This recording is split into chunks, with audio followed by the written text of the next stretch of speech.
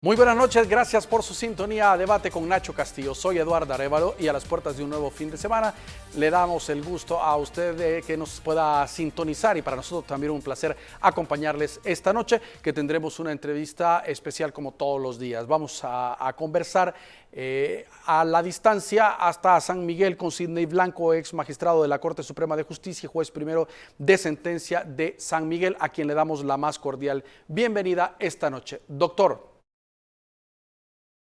Buenas noches, Eduardo. Muchas gracias por la invitación y qué gusto estar en este prestigioso programa. Y vamos a saludar también a quien hace posible este primer segmento de debate, la Central de Seguros y Fianzas, líder en fianzas. Los salvadoreños somos valientes. Somos solidarios. Juntos saldremos adelante. Como siempre, ánimo y a luchar. Protejamos a los que más amamos y caminemos juntos con fe. Comprometidos con el progreso de El Salvador. La Central de Seguros y Fianzas, su centro de confianza. Muy bien, doctor, comencemos hablando cómo toman la decisión de presentar ese recurso ante la Cámara de Familia. Estábamos viendo ante esta situación del decreto, por supuesto, para que los amigos televidentes pues, puedan entender este decreto que manda al retiro básicamente a los jueces con 60 años de edad o 30 años de la carrera, pues de forma continua. Aplicable a partir del día domingo. Habían un grupo de abogados que presentaron recursos ante la Corte Suprema de Justicia, pero usted junto a otro grupo de personas también presenta un escrito en una Cámara de Familia. ¿Por qué este mecanismo hacia a una Cámara de Familia? Es la primera pregunta. Primero porque el decreto que se ha impugnado es un decreto que va dirigido a personas adultas mayores. Y dentro del sistema judicial, los jueces idóneos para tutelar los derechos de los adultos mayores son los jueces de familia. Por ese motivo se decidió que el juez ordinario competente para conocer de estas violaciones constitucionales es justamente el juez de familia. En segundo lugar, San Miguel, porque los afectados, que son dos jueces que presentaron la demanda, son de acá, de San Miguel, pero además porque las cámaras de familia en solicitudes de esta naturaleza tienen competencia en todo el territorio.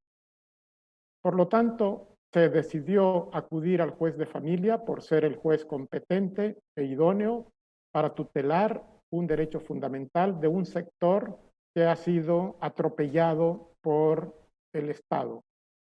Por ese motivo se acudió a la Cámara de Familia.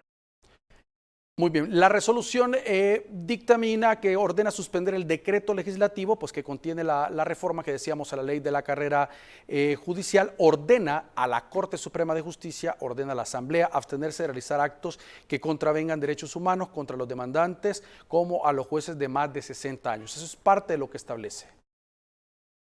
Efectivamente, y esto no debe de sorprender que un juez ordinario tenga las facultades para ordenar a otras autoridades abstenerse de realizar o realizar las decisiones que determine el juez ordinario.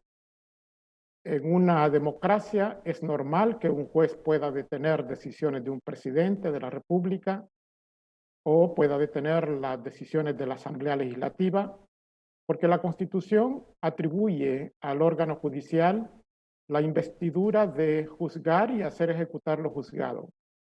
Además, es el juez el llamado a tutelar los derechos fundamentales de las personas.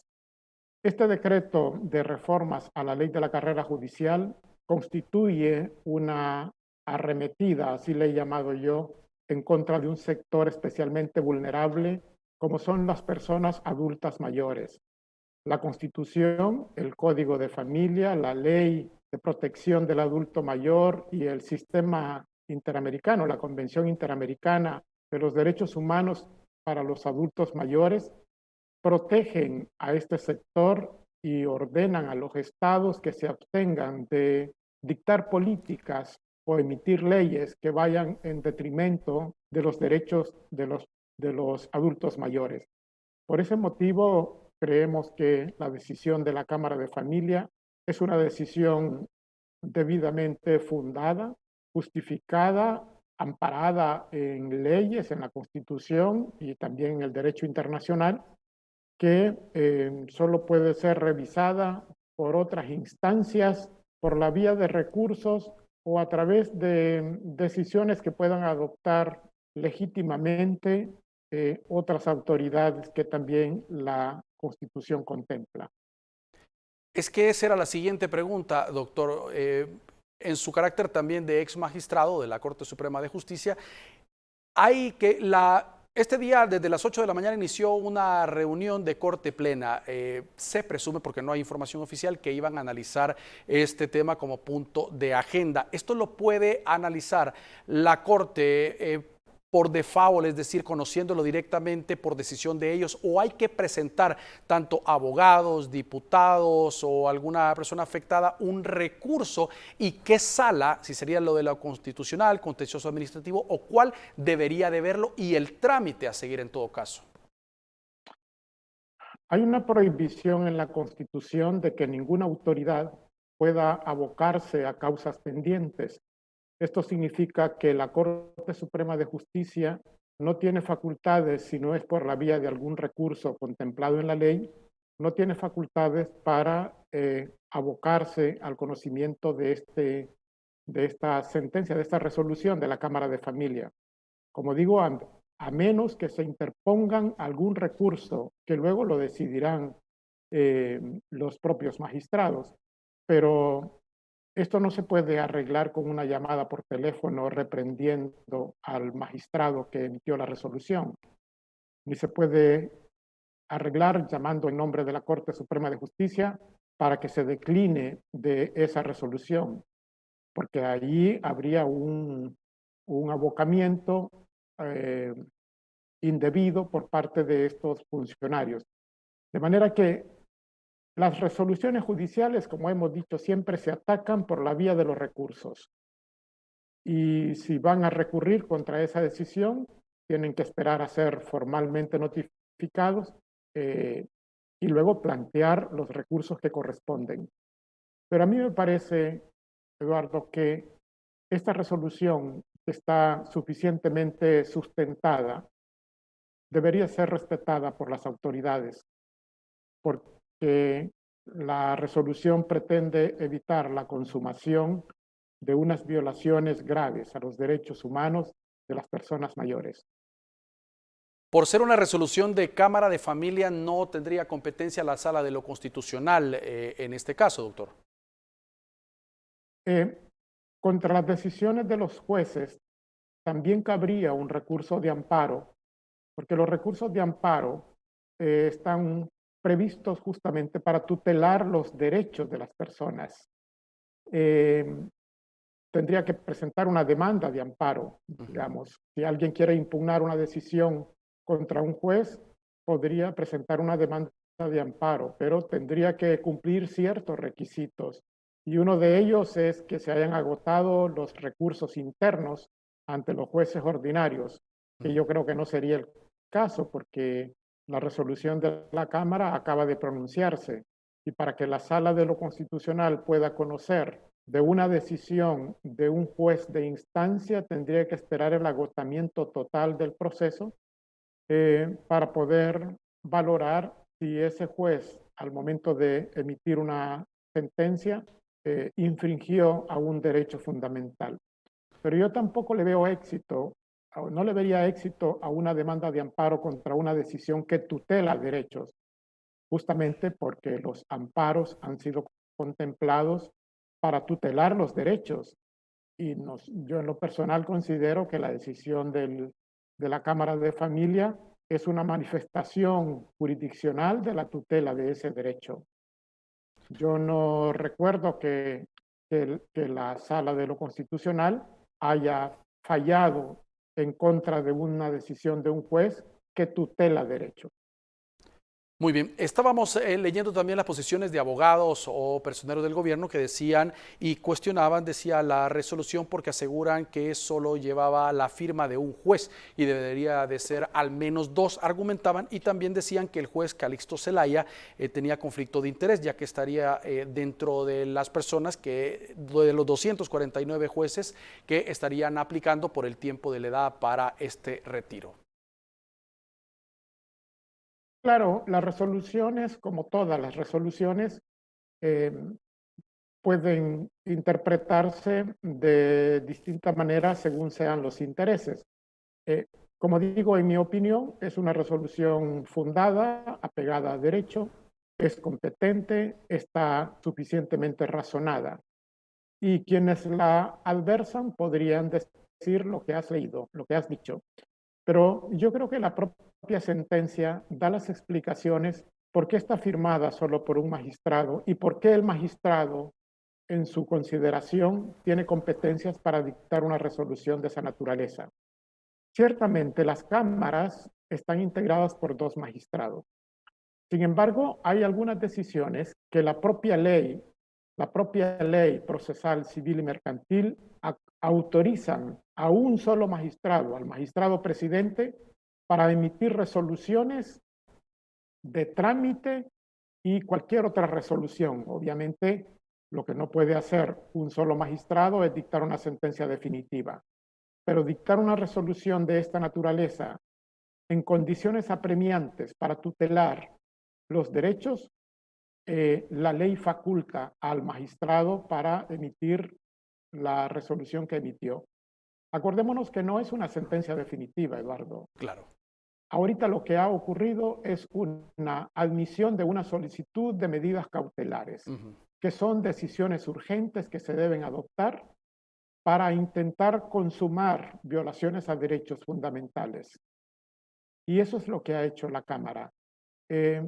Por lo tanto, para quienes consideran que debió llevar la firma de dos magistrados, les recomiendo que lean el Código Procesal Civil y Mercantil, en donde aparecen las atribuciones del presidente, y ahí aparece dentro de ellas firmar las resoluciones urgentes o resoluciones que no constituyan sentencia definitiva. Está facultado un magistrado para hacerlo.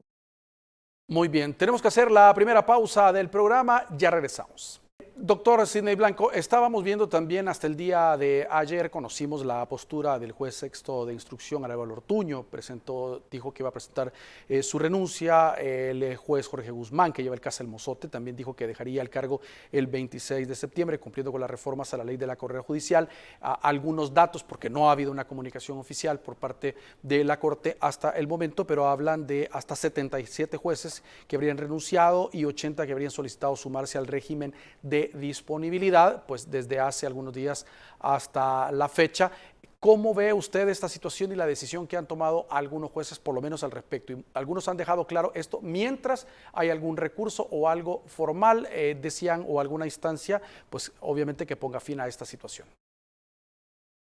Mira, el decreto que ordena el cese inmediato de casi un tercio de la judicatura nos cayó a todos por sorpresa. Y obviamente la Corte Suprema de Justicia comenzó a lanzar ofrecimientos para que renunciaran los jueces, ofreciendo 24 salarios, 24 salarios en concepto de bonificación, que no está contemplado en la ley. Y no sé si en realidad este ofrecimiento pueda hacerse efectivo, pero es un mecanismo para generar un poco de presión, ofrecer un estímulo que pueda resultar atractivo para muchos. Y obviamente hay muchos que se han precipitado a presentar las renuncias. Mira, sobre este tema creo que es una decisión personal, Eduardo. Es en realidad cada uno es libre de tomar la decisión que adopte. Yo he tomado la mía y yo respeto las decisiones que hayan tomado los demás, porque con estas incertidumbres es difícil asegurar lo que va a ocurrir. Así como podemos encontrar algunas ventajas para algunos, por ejemplo, que han dicho prefiero tomar estos 20 salarios en concepto de bono y olvidarme. Eh, y hay otros que puedan pensar de que ese es imaginario nada más, porque el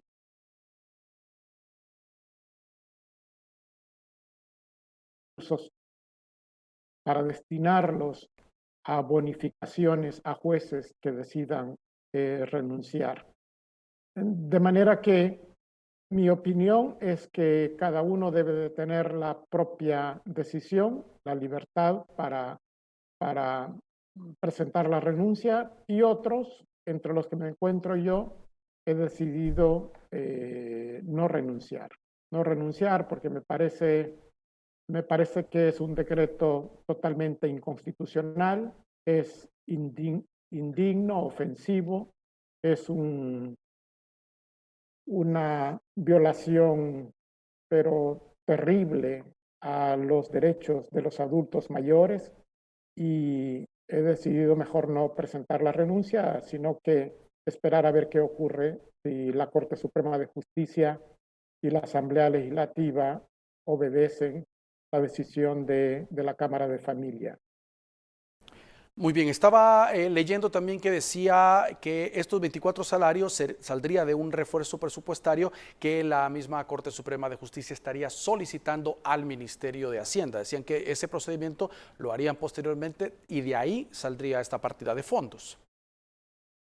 Sí, hemos escuchado muchas promesas, pero si estuviéramos hablando con personas serias, eh, confiables, que sepan lo que están diciendo, eh, probablemente les prestaría atención un poco a lo que dicen, pero yo creo que es una cuestión también de dignidad, ¿no? A mí me ha parecido que renunciar motivado por este bono no me parece adecuado. No me parece adecuado porque creo que como jueces, como abogados, tenemos que luchar hasta las últimas consecuencias, sacrificando lo que hay que sacrificar. Pero como dije antes, yo respeto las decisiones que los compañeros y las compañeras hayan adoptado. Es una decisión personal. Yo no sé si el gobierno va a mover un dedo para otorgar estos bonos, ¿no? Después de ver lo que vemos todos los días, servidores judiciales que son despedidos sin indemnizaciones de ninguna naturaleza y de manera humillante, cuando vemos las alcaldías que están agonizando muchas y que simplemente no se les paga lo que por ley, ahí sí por ley están obligados a traspasarles. Cuando vemos un mal manejo y poco transparente de los fondos públicos, yo no sé si el Estado va a tener la capacidad de cumplir esta promesa emanada de la Corte Suprema de Justicia. Doctor, le ha colocado en la cuenta de Twitter el fiscal general de la República, Rodolfo Delgado, ha dicho la Cámara Primero de lo Penal nos acaba de notificar que ha decidido favorecer a Norman Quijano, dando lugar a la excepción de falta de acción y decretando la nulidad del proceso desde la presentación del requerimiento. Una resolución, escribe el fiscal general, emitida justo el día del retiro de la carrera judicial de este juez. ¿Coincidencia? No lo creo. Presentaremos el recurso correspondiente, escribe en su cuenta de redes sociales, y a esto también lo ha retomado el presidente de la República y escribió: esto es lo que siguen haciendo los jueces y magistrados que algunos defienden. Defienden a uno de los sistemas judiciales más corruptos del mundo, escribe el presidente, pero la gran mayoría de salvadoreños nos exige la depuración judicial y se hará, así lloren los corruptos y sus defensores. Son palabras que acaba de plasmar en su cuenta de Twitter tanto el fiscal general de la República como el presidente. ¿Qué opinión le merece? Mira, son irrespetuosos. A mí me parece que es un razonamiento eh, superficial, irracional, decir que los mayores de 60 años son por decreto corruptos.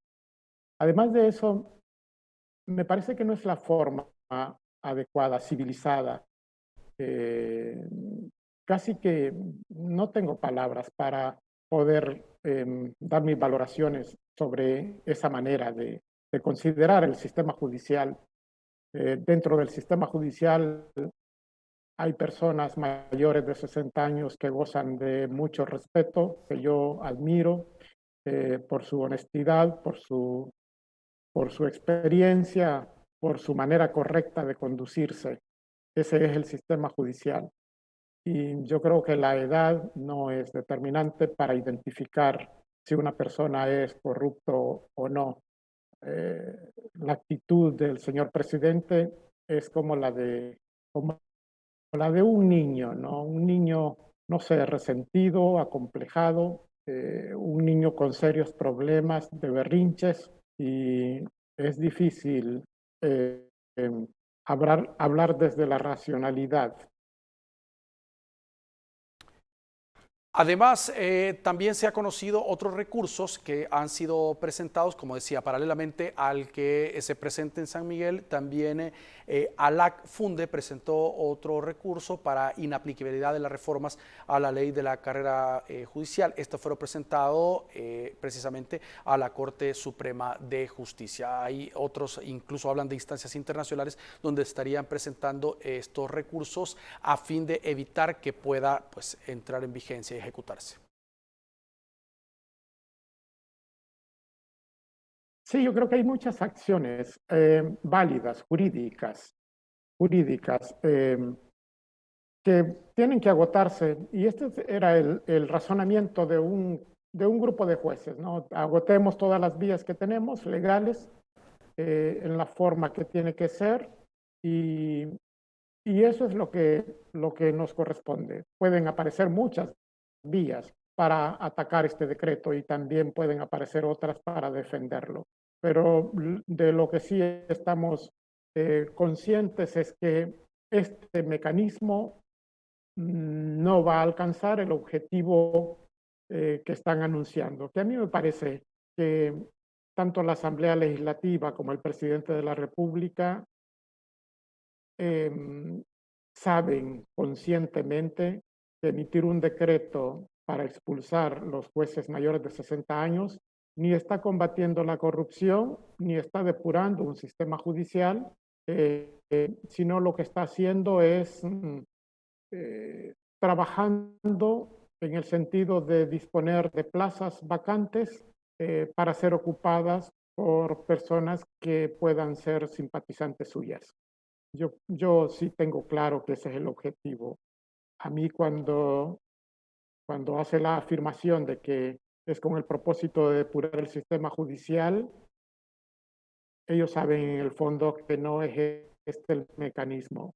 El mecanismo de depurar a los servidores públicos está ya contemplado en la Constitución y en las leyes. Ese era el mecanismo que tuvieron que seguir todas las personas se presumen inocentes hasta que no se demuestren su culpabilidad en un juicio en el que hayan tenido la oportunidad de defenderse, de aportar pruebas, el famoso derecho de audiencia y debido proceso. Pero claro, estos valores, estos principios, estos derechos constitucionales, derechos humanos, les suenan muy complicados a los autoritarios. Es muy engorroso cumplir el debido proceso. La manera más fácil es actuar como lo hacen, poner a la policía para que no entre, cerrar intempestivamente las oficinas o emitir un decreto que que expulse a los jueces. Estas son las maneras virulentas de proceder, ¿no? Porque el respeto de los derechos humanos, el respeto al debido proceso, derechos de audiencia, etcétera, les suena muy complicado a los dictadores. Tenemos que hacer una nueva pausa, ya regresamos. Gracias por acompañarnos. Muy bien, doctor Sidney Blanco, ya nos decía usted, no considera que lo que está ocurriendo o este decreto sea una depuración judicial. Así lo ha manejado el gobierno. Algunos cuestionan de que no debía venir vía decreto de la Asamblea Legislativa, sino que era un tema que como punto de origen debía partir de la misma Corte Suprema de Justicia. ¿Es así? Claro, hay mucho que decir al respecto. Mira, hay una jurisprudencia constitucional que establece que todas las leyes que tengan que ver con la organización del órgano judicial solo pueden ser aprobadas a iniciativa de la Corte Suprema de Justicia. Los diputados no tienen facultades para aprobar leyes o dar iniciativa a leyes, que afectan a la Corte Suprema de Justicia, si no es cuando sea ella la que da la iniciativa. Por lo tanto, hay un vicio de entrada. Y luego también hay otro gran vicio, y es que este decreto se aprobó con dispensa de trámite. Es impresionante, ¿no?, que con dispensa de trámite se introduzca una ley, en menos de media hora se lean los artículos y se apruebe, generando un caos judicial. Y luego en 2 semanas entra en vigencia. Pero mira, yo lo tengo claro, de que la Constitución y las leyes no son el camino que siguen los legisladores ni el gobierno. La Constitución y las leyes regulan situaciones y modos de proceder totalmente diferentes a los que ejecutan en la realidad. A esta gente no le importa la Constitución, ni la jurisprudencia, ni los principios fundamentales, ni los valores, ni los derechos. Les interesa alcanzar un objetivo, que es ir apoderándose de cada uno de los órganos de gobierno, y por supuesto que lo van logrando. Comenzaron con la Sala de lo Constitucional, hay un apoderamiento de la Corte Suprema de Justicia y ahora van tras las distintas categorías del órgano judicial. A mí me parece que estamos a las puertas de que las decisiones de los jueces van a ser adoptadas no por ellos, sino por los funcionarios del Ejecutivo o del Legislativo. Hay una ruptura a la independencia judicial. La frontera que dividía los órganos de gobierno prácticamente ha desaparecido. Estamos en una concentración total del poder y la justicia ya no va a estar basada en la Constitución y en las leyes y en la jurisprudencia, que es lo que nos enseñaron desde que estábamos en la universidad, sino que va a estar basada en tweets, así como esos que has leído. Aplaudir una resolución judicial, criticar una resolución judicial y ordenar por tweet al juez, al futuro juez, a que resuelva en determinado sentido. Es una humillación y una sumisión terrible la que va a existir. Pero por otro lado, yo he dicho que si la Corte Suprema de Justicia, a pesar de existir una resolución de una Cámara de Familia que ordena su no aplicación de estas reformas, la Corte Suprema incurriría en una grave violación. Además, estos abogados que nombren en estas plazas vacantes, magistrados y jueces, no serán auténticos jueces, serán falsos jueces. Que van ¿Podrían a incurrir en un conocer delito, doctor? ¿Podrían incurrir en un delito los jueces que asuman los cargos que van a dejar vacantes los otros? Pero es que ¿quién va a calificar eso? Ellos mismos. El fiscal general. No. Van a ocupar los despachos como lo han ocupado los magistrados de la Sala de lo Constitucional, que llegaron por la puerta trasera, evadiendo todo procedimiento, evadiendo todas disposiciones constitucionales y a sentarse en una silla, sabiendo que no ese es el procedimiento para llegar a la Sala de lo Constitucional. Personas que no estaban en ninguna lista, ni de candidatos, ni nunca se les entrevistó, fueron impuestos de la noche a la mañana. Pues algo así es lo que se avecina, de que me imagino que Casa Presidencial y el Legislativo habrán trabajado ya en los jueces y juezas que van a ocupar los despachos y de la noche a la mañana van a ser nombrados, obviando todo el procedimiento contemplado en la Constitución. Yo creo que hay un total desconocimiento del contenido, de los antecedentes de nuestro país, de los acuerdos de paz, del conflicto armado. Digo esto porque uno de los puntos álgidos del conflicto armado y de los acuerdos de paz fue justamente fortalecer el sistema judicial. Y el fortalecimiento al sistema judicial pasaba por establecer algunos parámetros que otorgaran independencia a los jueces. Una de esas herramientas es la estabilidad en los cargos. Por lo tanto, estamos aquí frente al antiderecho, a actividades inconstitucionales, a ofensas a sectores especialmente vulnerables por parte del Estado. Es grave lo que está ocurriendo en el país, Eduardo.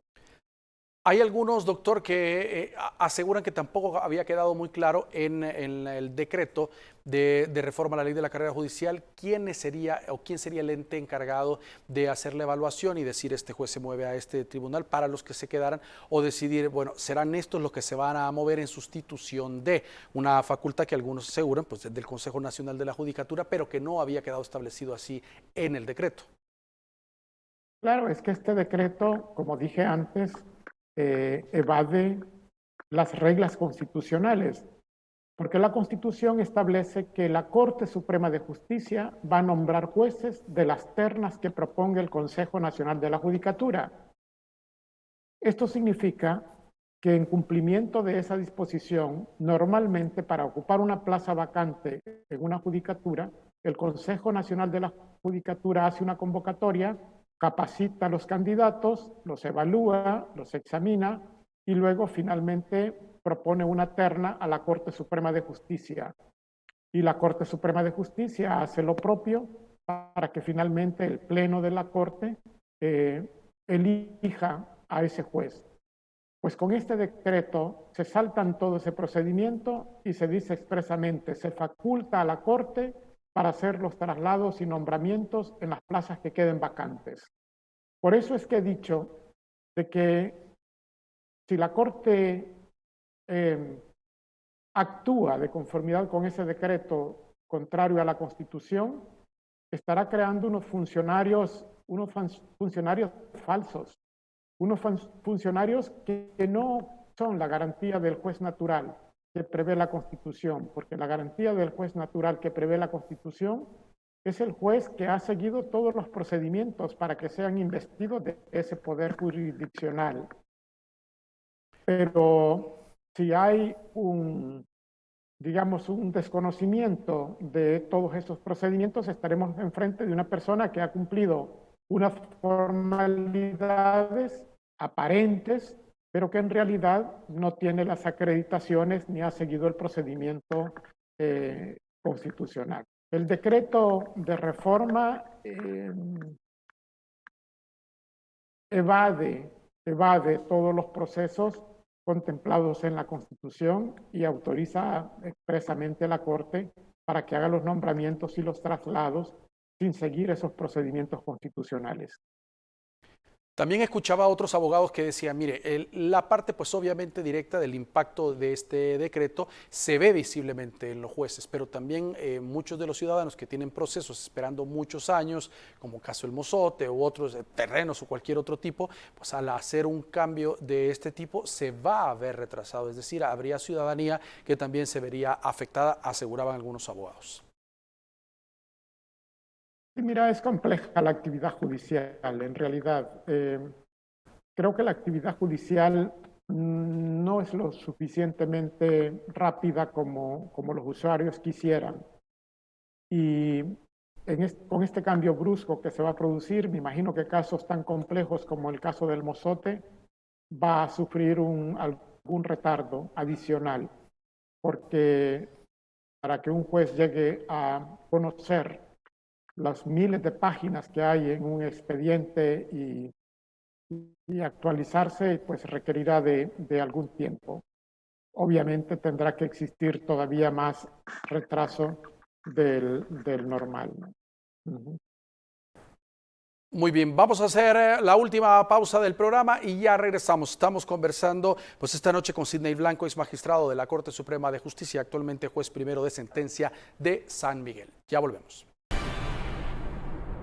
Muy bien, gracias por continuar con nosotros. Estamos conversando con el doctor Sidney Blanco, ex magistrado de la Corte Suprema de Justicia y juez primero de sentencia de San Miguel. Doctor, ¿qué piensa de esta denuncia que estarían presentando en su contra? Pues por manifestarse, argumentaban que habría descuidado sus obligaciones en el tribunal, pues para ir a la marcha y otro tipo de actividades, pues siempre en contra de este decreto. Mira, la marcha fue el 15 de septiembre y ese fue un día de asueto. Además, sí, efectivamente, el juez presidente del tribunal mandó una carta al presidente de la Corte Suprema de Justicia diciendo que yo había suspendido las audiencias y efectivamente me parece que era lo correcto abstenerme de seguir realizando juicios para no tener que retrasar en la redacción de las sentencias. El trabajo que yo desempeño es de celebrar juicios y dictar las sentencias. Entonces había celebrado más o menos 8 juicios cuyas sentencias estaban pendientes de redactar y lo tengo que hacer yo personalmente. Y por ese motivo dije, voy a suspender la celebración de juicios, sino a dedicarme a redactar todas las sentencias. Y lo he logrado. Mira, a mí me da un poco de tristeza que profesionales de esa naturaleza mientan a la Corte Suprema de Justicia acusándome de irresponsabilidad. Yo creo que los abogados saben perfectamente quién es el responsable y quién es el irresponsable. Las estadísticas, además, no mienten, ¿no? Yo he hecho en poco tiempo lo que este juez no ha hecho en muchos años, por un lado. Y por otro lado, se trata de un juez que no pasa en el tribunal.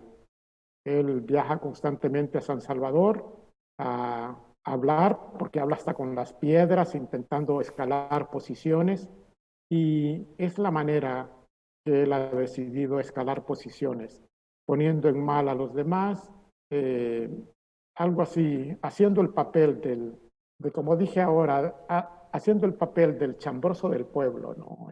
Que chismea sobre cosas para llamar la atención. Yo no le he dado la importancia en absoluto, porque es una persona que no merece ni siquiera tomar en serio sus opiniones.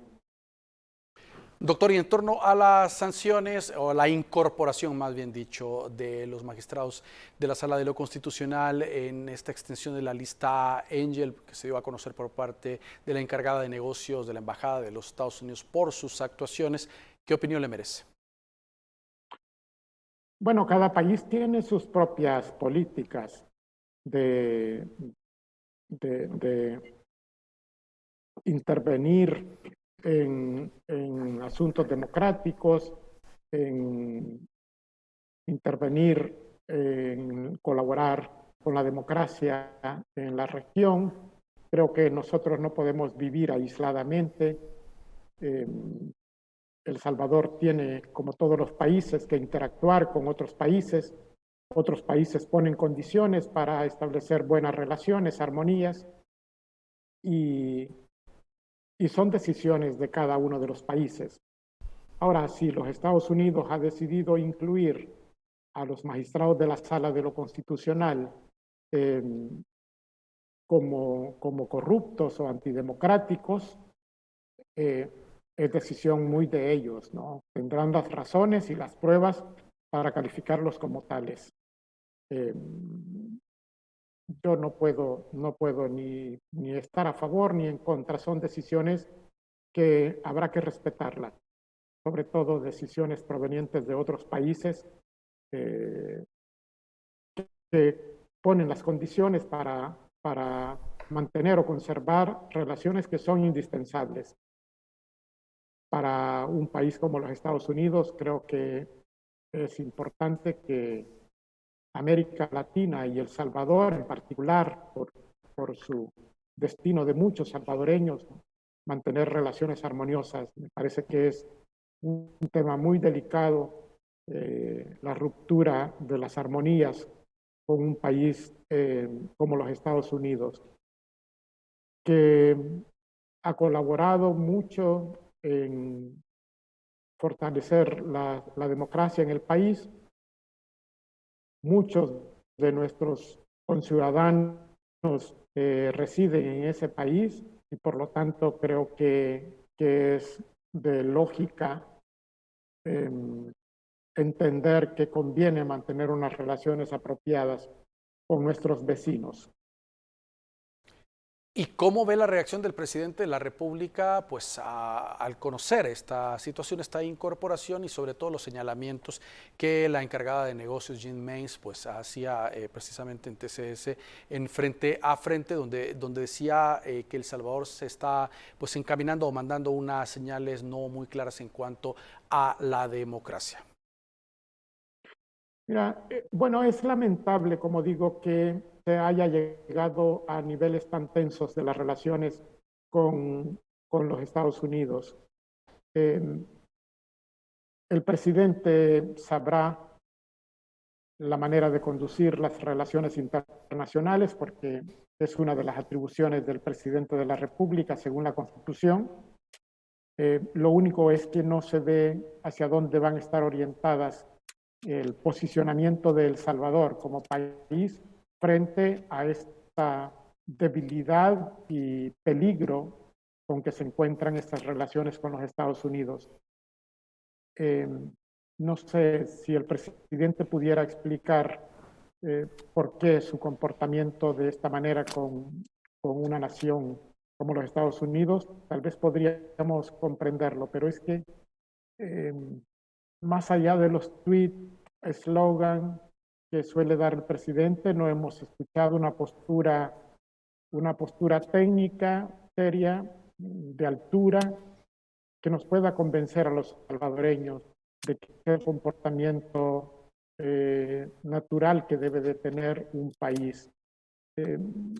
No tenemos argumentos en realidad para decir, tiene razón el presidente Bukele para comportarse de esta manera. Al menos no la conocemos. Y yo creo que esto es una de las cuestiones que se les critican. Creo que los ciudadanos tenemos derecho a saber por qué el comportamiento del gobierno con sus relaciones internacionales, con Estados Unidos o con cualquier otro país. Creo que es importante que comparta con sus ciudadanos cuál es la postura real, seria, que corresponde para adoptarla. Usted decía al iniciar la entrevista, doctor, que no es una sentencia en firme lo que se ha conocido por parte en San Miguel específicamente por la Cámara de Familia, sino es una medida cautelar que se suspenda la entrada en vigencia del decreto legislativo de las reformas a la ley de la carrera judicial. ¿cuál sería el siguiente paso o el proceso a seguir en todo caso? La Cámara explica cuál es el procedimiento. Insiste en que se trata de una medida cautelar urgente que va a tener una vigencia de 10 días. Y advierte al demandante que en 10 días debe de presentar una demanda ya formal, con todas las de la ley, para tramitar un proceso ya formal. Ahora lo que ha hecho es adoptar una medida urgente orientada a detener las violaciones. Entonces, se ha pedido informe a las autoridades para que en este plazo de 10 días contesten qué es lo que han hecho, cómo miran esta demanda que se ha presentado, esta solicitud. Después de 10 días hábiles, debe estar presentado ya una demanda formal reclamando entonces sí todas las violaciones constitucionales con el propósito de que una Cámara de Familia al final en una sentencia definitiva, después de intervenir las partes, declare si corresponde proteger o no corresponde proteger a los adultos mayores. Lo que tenemos ahora es una medida precautoria, urgente, que es algo así como cuando llegan a la sala de lo constitucional a decir que hay un lanzamiento que está previsto para dentro de 2 días. Y la decisión del tribunal es detener el lanzamiento mientras indaga si efectivamente hubo o no una violación constitucional. Y ya luego se va a decidir si en realidad hubo violación o no. De manera que esta medida cautelar es temporal, es provisional, tiene una duración corta,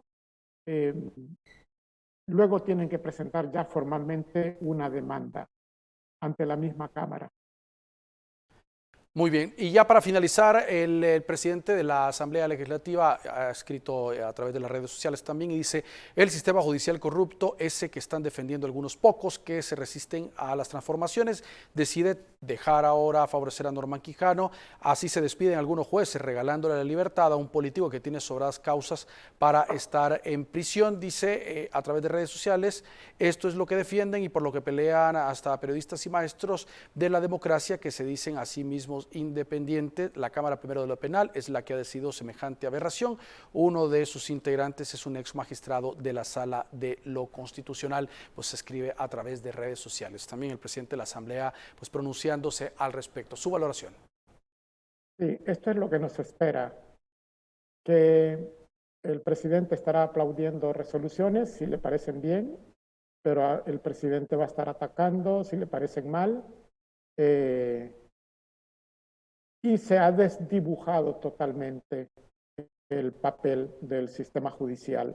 Y yo no sé cómo tiene tiempo el presidente teniendo tantos problemas en nuestro país, tanta pobreza, tanta desigualdad, tanta miseria, tanta corrupción, tanta inseguridad, tanta fragilidad en el sistema de salud, en el sistema educativo.